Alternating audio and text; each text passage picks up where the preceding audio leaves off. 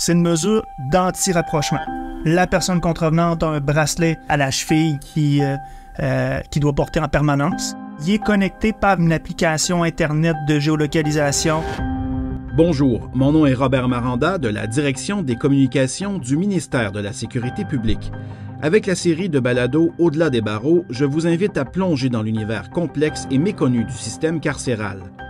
Au-delà des barreaux explore les réalités, les défis et les histoires captivantes liées à la vie au cœur du milieu correctionnel. Préparez-vous à remettre en question vos perceptions alors que nous découvrirons ce monde souvent méconnu et mécompris à travers des épisodes captivants qui nous aideront à comprendre le rôle essentiel des services correctionnels au Québec où l'humain est au cœur des interventions. Avez-vous déjà entendu parler du bracelet anti-rapprochement? Cet outil, qu'on appelle aussi le BAR, existe maintenant depuis un peu plus de 2 ans au Québec comme mesure de protection complémentaire des victimes de violences conjugales ou d'exploitation sexuelle. Et oui, c'est bien ce bracelet électronique que l'on retrouve à la cheville de certains accusés ou contrevenants pour s'assurer qu'ils restent à bonne distance de leurs victimes. Aujourd'hui, dans ce 4e épisode, je m'entretiens avec Guillaume-Étienne Beaulieu, un agent de probation répondant au BAR. Allons avec lui au-delà des barreaux. Guillaume-Étienne Beaulieu, bonjour. Bonjour. Merci d'être venu à ce balado sur les services correctionnels. Tu as une fonction bien particulière. Tu es répondant BAR. Qu'est-ce que ça veut dire d'abord BAR? Puis après ça, ton métier de répondant BAR, ça veut dire quoi? En fait, le BAR, c'est le bracelet anti-rapprochement. En fait, qui était cette mesure en vigueur depuis à peu près 2 ans, en fait, au Québec, qui est un bracelet électronique là, qui est mis en matière de violence conjugale à des personnes accusées ou à tout stade du processus correctionnel. Donc, c'est cette mesure-là, le bracelet anti-rapprochement. C'est vraiment le bracelet noir électronique qu'on voit à la cheville des contrevenants, des fois, c'est ça? Oui, exactement. Okay. Donc, spécifiquement en matière de violence conjugale. Donc, c'est pas imposé dans d'autres types de problématiques, de délits. Mm-hmm. Moi, de mon côté, en tant que répondant BAR, à la base, je suis agent de probation. Mais c'est un de mes mandats spécifiques là, de veiller au bon fonctionnement du début à la fin au niveau du bracelet anti-rapprochement, que ce soit la demande du tribunal, les évaluations requises pour voir si c'est fonctionnel, jusqu'à le suivi de la clientèle contrevenante, les contacts avec les victimes en cours de mesure quand c'est imposé.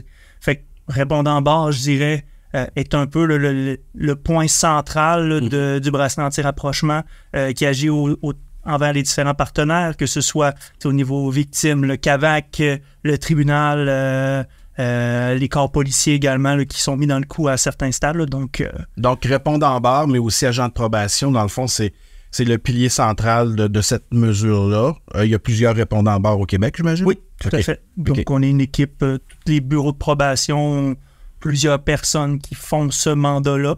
Donc, on essaie de spécialiser ça à des individus qui ont une bonne connaissance en matière de violence conjugale, vu que souvent on a des évaluations à faire en parallèle, donc l'identification des facteurs de risque homicidaires, suicidaires, qui peuvent interférer là, dans le niveau de risque qu'une personne s'en prenne à son ex-conjoint. Donc, souvent, c'est des gens plus spécialisés là, en cette matière-là.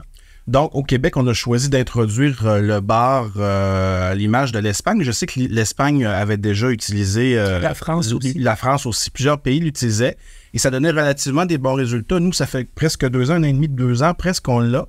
Puis le projet pilote a débuté avec toi, finalement, parce qu'on a commencé par la région de Québec, c'est ça? Absolument. Donc, dès le jour 1, tu étais impliqué déjà dans le programme, là. C'est ce que je comprends bien. On était quelques répondants identifiés au bureau de Québec. Mais oui, depuis le jour 1, ça a évolué beaucoup là, depuis le temps, en 2 ans, parce qu'on parle justement, c'est le site pilote où est-ce qu'on mettait on apprenait un peu le fonctionnement de tout ça, les réalités, parce que c'est quand même une mesure de géolocalisation, là, quelque chose qu'on n'était pas nécessairement habitué au service correctionnel québécois. Donc, toute la plateforme, l'intervention auprès des personnes victimes, les différents protocoles qui ont évolué au fil du temps. Là. Donc, maintenant, c'est en vigueur dans toute la province, sauf le nord du Québec, je crois. Oui, il reste encore quelques régions, mais le BAR en tant que tel, là, bon, c'est un bracelet anti-rapprochement, c'est un bracelet électronique, mais comment ça fonctionne? Tu me parlais de géolocalisation. Une fois qu'ils l'ont sur les contrevenants l'ont sur leur cheville, Ça fait quoi, je veux dire, à part le fait qu'on peut les retracer à tout moment? En fait, c'est une mesure d'anti-rapprochement, comme son nom l'indique. Donc, la personne contrevenante a un bracelet, comme vous l'avez mentionné tout à l'heure, à la cheville qui doit porter en permanence. Il est connecté par une application Internet de géolocalisation à un cellulaire que lui est remis à la victime. Donc, la personne victime, nous, dans le cadre de notre analyse, on va déterminer une zone à laquelle la personne contrevenante n'est pas supposée se rapprocher d'elle. Et qu'est-ce qui arrive, c'est qu'il y a une centrale de surveillance qui supervise les déplacements de la personne contrevenante. Et si jamais elle se rapproche de la victime dans sa zone d'interdiction légale, il y aura des interventions qui vont être tout d'abord faites auprès d'elle, mais ça peut mener à un déploiement policier, une arrestation, une réincarcération si la personne ne respecte pas ses conditions. Donc, il y a des alarmes qui sonnent quelque part dans une centrale, et là, le but, c'est que la victime ne rencontre pas son agresseur. C'est Absolument. Ça que je comprends. Absolument. Et l'inverse, en fait, que l'agresseur ne se rapproche pas de la victime pour briser ses conditions ou commettre des délits. Il y a beaucoup de crimes à caractère d'agression et de violence conjugale, d'agression sexuelle au Québec quand même. Comment un individu peut en arriver à avoir cette condamnation-là? Parce que c'est pas automatique, si je comprends bien. Là. Prenons un cas type pour que tout le monde comprenne. En fait, la majorité des bracelets anti-rapprochement, c'est dans le cadre des procédures judiciaires qui sont imposées. Il peut en avoir également à d'autres stades du processus correctionnel, mais je dirais le cas type, c'est un individu qui est arrêté en matière de violence conjugale pour des voies de fait, pour du harcèlement, type de délit qui en matière de violence conjugale, qu'on a des inquiétudes advenant sa remise en liberté, mais tout de même une reconnaissance de problématiques qui veut s'investir dans des programmes, mais qu'on a on veut une garantie supplémentaire advenant une remise en liberté, donc le bracelet lui est imposé pour offrir cette protection-là supplémentaire à la victime. Parce qu'à la base, une personne ne doit pas être remise en liberté strictement parce qu'elle a un bracelet anti-rapprochement.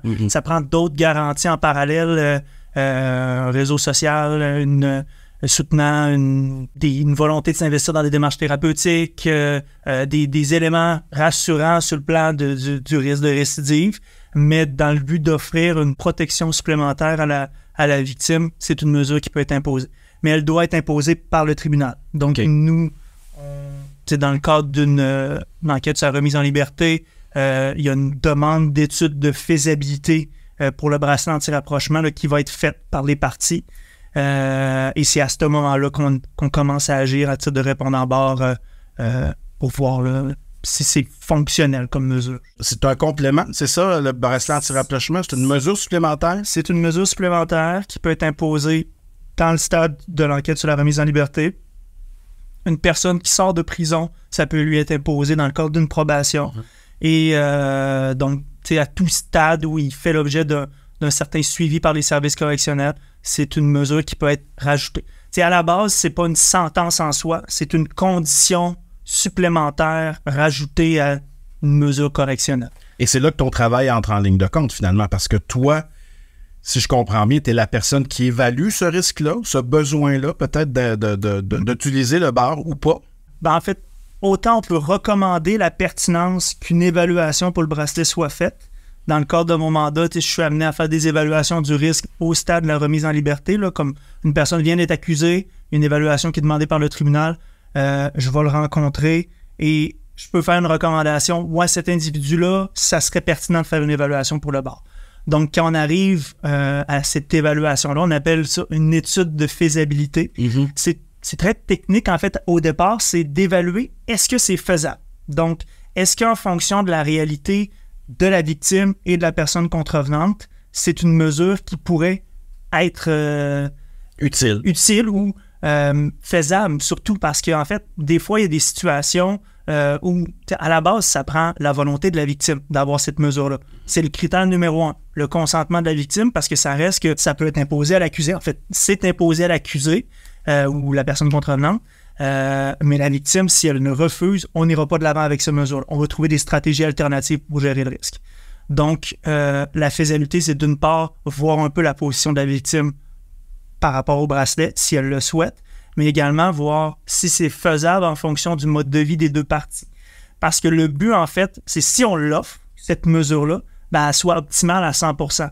Pas que, par exemple, 2 personnes qui demeurent à une trop grande proximité, ça ne pourra pas, malheureusement, être opérationnalisable. Parce que c'est quoi le périmètre? Est-ce que c'est toujours le même périmètre? Ça varie. C'est variable aussi selon plein de facteurs. On veut offrir une certaine sécurité réelle à la victime. Que ce soit quand même un peu contraignant pour le contrevenant puis l'agresseur, parce que c'est une sentence. Absolument. C'est une mesure de contrôle.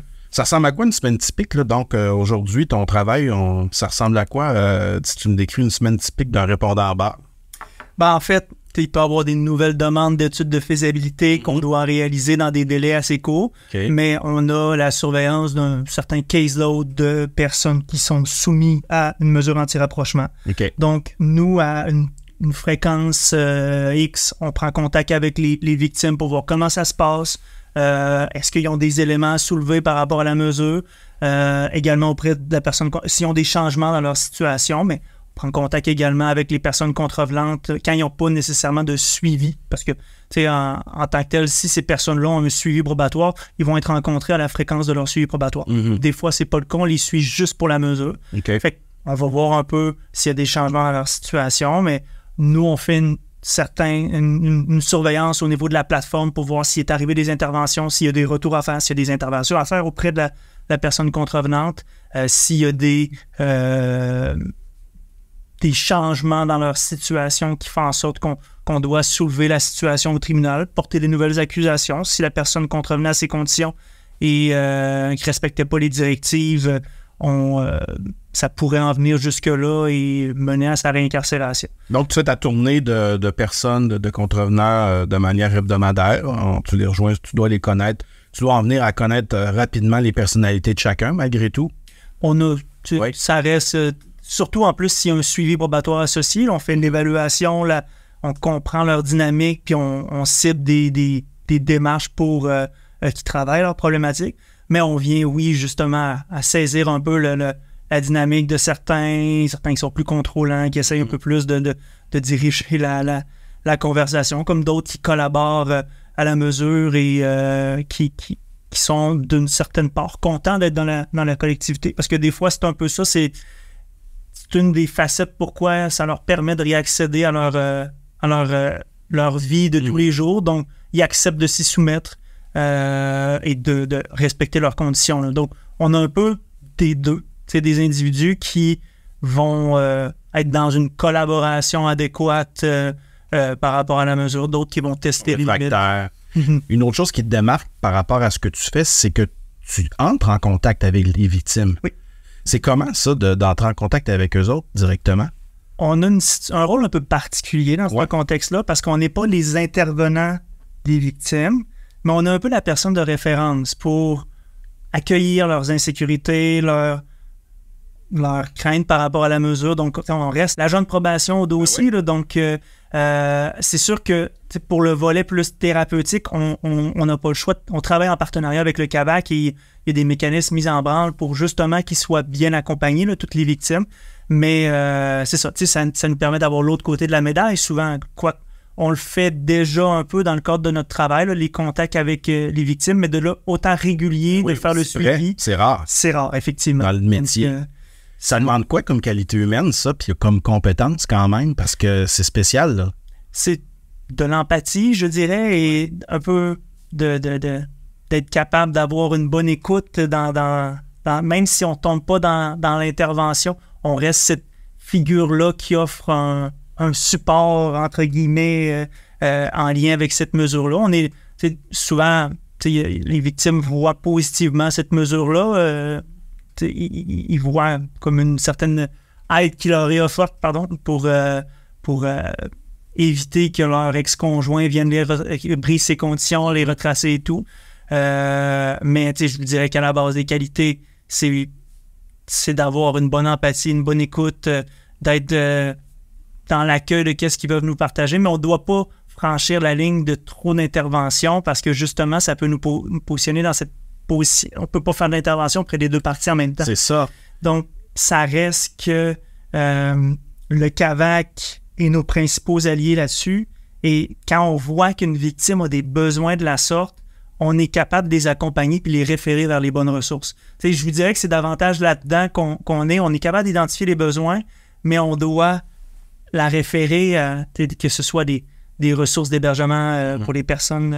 Vous avez un devoir professionnel aussi, d'une certaine manière. Vous ne pouvez pas les laisser tomber. Absolument, tu sais. Mais ça doit quand même... Est-ce que ça ne confronte pas tes valeurs de croire en la réinsertion sociale au Québec? On a choisi au Québec le modèle de réinsertion sociale. On trouve que c'est important et on fait pour dans toutes nos démarches.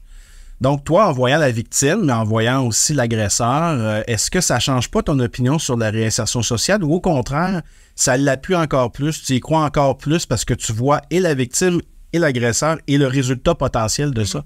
Mais je pense que c'est pas incompatible le travail qui est fait auprès des victimes avec la réinsertion sociale. C'est qu'en fait, oui, il y a ce support-là qui est fait de son côté, mais travailler justement à diminuer le risque de récidive, à faire en sorte que la personne contrevenante, la personne qui a commis des gestes de violence conjugale, se reprenne en main et travaille ces problématiques, justement, ça va dans le sens de la victime, de faire en sorte que ça ne se reproduise plus.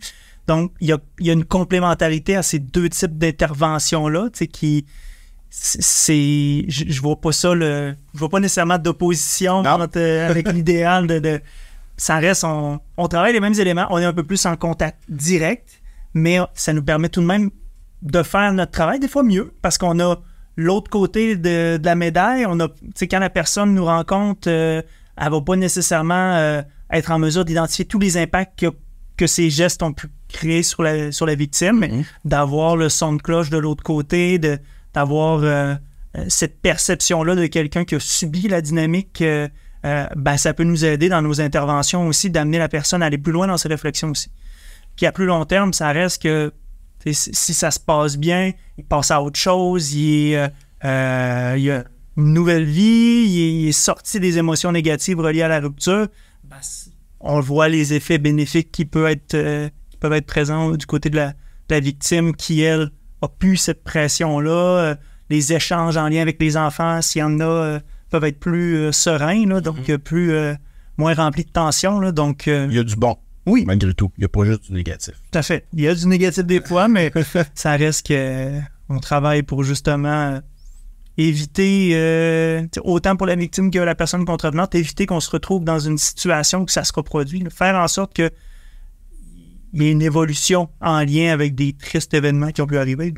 J'aimerais faire un peu ton parcours scolaire. Oui. Donc, on sort de secondaire 5. Comme plusieurs élèves de secondaire 5, est-ce qu'on sait ce qu'on veut? Où est-ce qu'on s'en va? C'est quoi, à ce moment-là, là? Guillaume Étienne, il pense quoi, là, en secondaire 5? C'est l'avocat. Ah oui? Ouais, il a toujours été intéressé par l'univers policier, l'univers judiciaire, l'univers du système correctionnel judiciaire. Qui a été en sciences humaines, comme bien du monde, qui ont été dans le domaine... Au cégep? Au cégep. Ouais. Et, en fait, j'ai eu un peu la chance de rencontrer une conseillère en orientation à l'époque au cégep qui avait un peu cerné mes intérêts sur le plan psychologie, judiciaire, criminel et compagnie. Tout cet aspect-là de comprendre pour mieux aider les personnes qui ont certaines problématiques. Et il y avait un nouveau programme qui s'ouvrait à Laval, à l'Université Laval, un baccalauréat en criminologie, en fait. Donc, qui était déjà... qui existait à Montréal, je pense. Qui existait à Montréal, mais il y a la première cohorte officielle à l'Université Laval, c'était 2015. Donc... c'est toi, ça? C'est moi, ça. OK. Ouais, 2015. Il y avait d'autres personnes au certificat qui ont fini leur baccalauréat un petit peu avant, là, mais la première cohorte officielle, là, j'en faisais partie. Qui est donc un bac en criminologie. Oui. Donc... on sort de l'université, on tombe dans le grand vide du marché du travail. Qu'est-ce qu'on fait?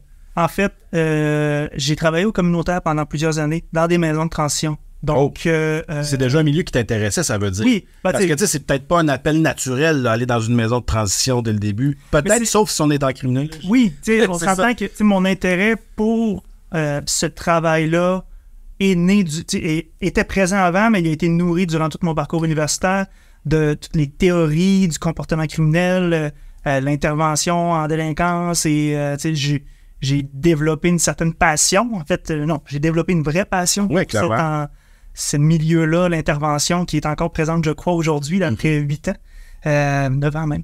Mais c'est ça, donc rapidement, j'ai voulu travailler dans le domaine et la chance est offerte au niveau des maisons de transition. Donc, j'ai autant travaillé dans une maison de transition en Beauce que 2 à Québec au fil des années. J'ai été plusieurs années, jusqu'en 2020 en fait, à travailler dans ce domaine-là. Puis, la réalité en maison de transition, c'est qu'on vit avec la clientèle, là, donc ils dorment sur place. Et au travers de mon parcours, j'ai développé cet intérêt-là pour la problématique de violence conjugale parce que souvent, c'est une clientèle qu'on a beaucoup de jugements dans la société. Énormément. En fait, ça fait des manchettes à tous les jours. Absolument. À la base, c'est comme toute personne qui a commis un délit de nature sexuelle, un délit de trafic de stupéfiants, un délit en matière de violence conjugale, s'il n'y a personne qui s'attarde avec ces personnes-là à comprendre les motifs reliés à ce qui est arrivé, à l'amener elle-même à le comprendre. Parce que des fois, elle se le fait dire, mais elle ne l'intègre pas et elle reproduit certains patterns inconsciemment. Donc, tu sais, c'est de cette clientèle-là, qui souvent peuvent être des individus qui fonctionnent bien socialement dans d'autres facettes, mais au niveau intime, conjugal, il y a des valeurs masculines un peu plus toxiques qui les amènent à adopter des comportements de contrôle, qui ont de la difficulté avec leurs émotions, parce qu'on ne se le cachera pas, c'est une problématique en grande partie masculine, quoique ça existe dans toutes... il y a des femmes également qui ont des comportements comme ça, mais d'amener les gars à justement connecter un peu plus avec leurs émotions, leur réalité, bien les gérer, éviter de tomber dans le contrôle, c'est quelque chose qui me parle et qui me suit depuis des années, qui a fait en sorte que j'ai bifurqué éventuellement vers le bracelet, là, qui est moins de l'intervention, mais qui est... Mais c'est quand même d'être très, très près des victimes puis des agresseurs. Là. Absolument. C'est sûr que là, on est un peu plus collé dans leur quotidien, à voir leur réalité, vu qu'ils ont des mesures qui les traquent. Mais c'est sûr que c'est différent que de vivre au day-to-day avec un individu qui se lève le matin et tu vois dans le meilleur comme dans le pire. Là. Donc, c'est ça. Quand un juge là, impose le bar là, à un individu, il peut-tu refuser? En fait, il peut pas. Si ça lui est imposé, il va devoir s'y soumettre. C'est une sentence comme aller en prison, là. C'est une obligation. C'est une condition relative à la remise en liberté. Okay. C'est une condition relative à une probation, par exemple. Donc, il doit s'y soumettre, sans quoi il demeure incarcéré, ou sans quoi il fait face à des interventions immédiates et des nouvelles accusations. Il doit recomparaître et faire modifier ses conditions. Mais un juge, avant d'en arriver à parler du bar, il faut quand même qu'il parle à la victime, parce que c'est une mesure qui la lie automatiquement à la victime. C'est par le biais de l'agent du répondant bar que ce contact... C'est là que tu interviens. Et la demande peut provenir du procureur criminel qui, lui, aura eu tâté le terrain avec la victime pour voir si c'est quelque chose qui l'intéresse. Okay. Mais souvent, le vrai contact pour valider, pour expliquer aussi les implications, c'est nous qui le fait. Parce qu'on est les maîtres d'œuvre de cette mesure-là. Donc, on explique concrètement en quoi ça consiste. Est-ce qu'une victime peut refuser que l'agresseur ait le bar? Oui, tout à fait. Ah oui? Puis quelle raison ils donnent souvent quand ils refusent ça? C'est une mesure qui, à la base, dès le départ, ils peuvent dire « ça m'intéresse pas, j'ai pas peur de lui ». Des fois, ça arrive. Oui, bon. Quand c'est imposé en cours de route, ils pourraient décider de changer d'idée, puis ils ont le droit à tout moment, puis ça reste que dans un processus une personne victime peut décider « bon, je suis capable de reprendre contrôle sur mon environnement ». Ça peut être une façon pour elle de le faire. C'est sûr que ça reste que c'est une mesure qui a certaines implications du côté des personnes victimes. On parle d'un cellulaire qu'on remet aux victimes qui doit être traîné en tout temps. C'est ça. Qui doit être chargé tous les jours, qui doit nous tenir informés de leur déménagement pour qu'on puisse justement ajuster les conditions, que toutes les informations soient le plus à jour. Ils peuvent recevoir des appels de la centrale de surveillance, par exemple, si leur batterie est trop faible. Donc, s'ils sont en direction de la personne contrevenante, puis il y a certains protocoles qui font en sorte que la victime peut être appelée à certains moments. Donc, il y a certaines que cette facette-là les décourage. Les insécurise, les décourage, c'est très contraignant, mais il y en a d'autres qui doivent trouvé ça très sécurisant. Oui, il y a quelqu'un qui s'occupe de moi. Oui, ça fait un peu comme un petit ange gardien qui est là, qui exactement. Supervise. Il y a certaines personnes qui sont dans l'hypervigilance, une dynamique de violence conjugale qui persiste avec des bris de conditions répétitifs, de savoir qu'il y a du monde qui supervise la situation puis qu'elle n'a pas à se retourner derrière et craindre que son ex-conjoint est toujours en voiture. Il y en a que ça crée ce sentiment-là de quiétude, de se sentir un peu protégé par des gens qui font la supervision 24 heures sur 24. Là. Donc, cet effet-là, pour certaines qui ont l'impression de ne plus avoir de contrôle sur leur environnement, de toujours craindre qu'ils soient dans la rue, dans les environs, mais au moins de se dire, bon, quand je suis chez nous, quand je suis dans le secteur autour de chez nous, ou quand je me déplace, je le sais qu'il y a des gens qui vont s'assurer qu'il n'est pas là. Ben, il y a pour utiliser l'expression anglophone, c'est un safe space qui se déplace autour de la victime. Absolument. Ça, c'est sécurisant pour eux autres. Qu'est-ce qui t'anime dans ce métier-là, toi? Je vous dirais, au niveau du travail d'agent de probation en général, oui. Ça reste que je crois fondamentalement à la réinsertion sociale. Je crois que chaque personne mérite sa chance de justement faire en sorte qu'elle comprend les motifs qui l'amènent à faire traverser le système de justice pour devenir une meilleure personne. C'est sûr que je pense que c'est un rôle important dans notre société, autant travailler auprès des personnes qui ont des problématiques importantes que de gérer le risque entourant tout ça. Donc, amener, c'est un peu le rôle qu'on a d'être autant dans l'aide que dans la surveillance à un certain niveau pour que si jamais il y a des éléments suffisamment préoccupants, bien, qu'on puisse avertir les différents partenaires pour qu'ils puissent avoir des actions. En matière de violence conjugale, ça arrive qu'on doive solliciter les policiers, qu'on a des craintes, qu'on a des partenariats avec les différentes personnes qui agissent autour d'une personne accusée en matière de violence conjugale ou d'une personne contrevenante pour éviter le pire. Ça reste qu'autant je vois les deux facettes qui sont très importantes de éviter qu'il y ait un drame, éviter qu'il y ait une situation que personne ne se parle et que ça finit qu'il y a une récidive violente qu'on aurait peut-être pu poser des actions avant. Et le travail fait auprès des personnes pour les amener à prendre conscience de leurs problématiques pour qu'eux-mêmes deviennent des acteurs qui évitent la récidive, qui font en sorte qu'ils sont capables de reconnaître le pattern. Parce que il y a les victimes actuelles, mais il y a les victimes futures aussi. Des individus qui ont eu une relation, que ça l'a explosé, ça l'a fini en violence conjugale, qui passent à autre chose, mais qui n'ont pas travaillé les éléments, la jalousie, l'insécurité, l'estime personnelle, tous ces éléments, les bases d'une relation. Parce que, autant pour certains, ça peut paraître bien basique le respect, l'égalité, la confiance, la communication dans un couple. D'autres, il y a zéro de ça.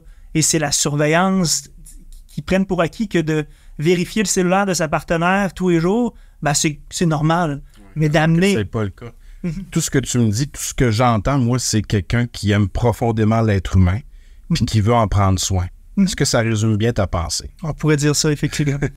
Là, il y a deux types de répondants barres, là, ce que j'ai compris. En établissement de détention, ED, on aime ça les acronymes, hein? ED, établissement de détention, puis il y en a un autre aussi en DSPC. C'est quoi ce DSPC? Donc, le répondant barre en établissement de détention, c'est lui qui va beaucoup concerter pour la pose du bracelet, parce que la personne est incarcérée, va être remise en liberté. Donc, c'est lui qui va tout arrimer, la pose, les vérifications reliées au bracelet, qui va enclencher certains protocoles quelques semaines avant la remise en liberté pour qu'on puisse y mettre un bracelet à un individu plus préoccupant. Donc, après ça, le répondant en ED ne fait pas le suivi. Le flambeau est lancé à moi, qui fait le suivi de cette personne-là, les vérifications de son bracelet, les contacts avec la victime, de façon plus long terme. C'est le répondant en milieu ouvert. En terminant, j'aimerais savoir, le nombre de bars ne fait qu'augmenter depuis son installation. Est-ce que c'est bien ou pas? Est-ce que tu vois ça d'un bon œil, toi?